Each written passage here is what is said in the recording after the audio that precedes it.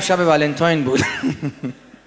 شب عجیبیه، نمیدونم این فرهنگ از کجا اومد تو کشور ما. به قولی که از دوستان میگفت میدونی ولنتاین یعنی چی؟ گفتم نه. گفت یعنی ولنتاین یعنی این که شما بری برای همسر آینده یه نفر دیگه کادو بگیری. چه کاریه؟ یکی دیگه میگفت ولنتاین یعنی این که بری یه خرس کوچولو بخری واسه یه خرس گنده. به عباسه گفتم حالا شب ولنتاینی چی واسه خانومت گرفتی؟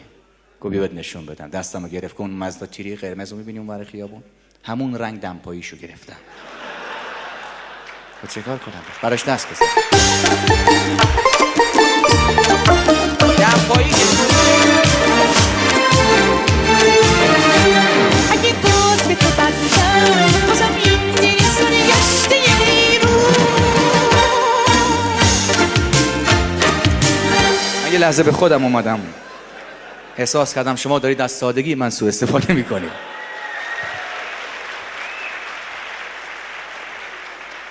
کشتی بزرگ در حال غرق شدن بود. ناخدا بر اساس تجربهش به مسافرین دستور داد که هرچه سریعتر کشتی رو ترک کنن. مردها وحشیانه هجوم آوردن.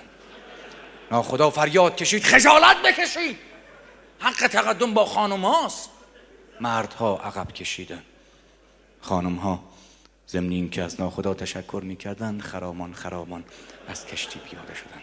وقتی که آخرین نفرشون کشتی رو ترک کرد، ناخدا رو به مردها کرد و گفت آقایان، کوسه ها به اندازه کافی سیر شدن، حالا میتوانید با خیال راحت پیاده بشید. احترام آقایون برای خانوما هیچ موقع الکی نبوده.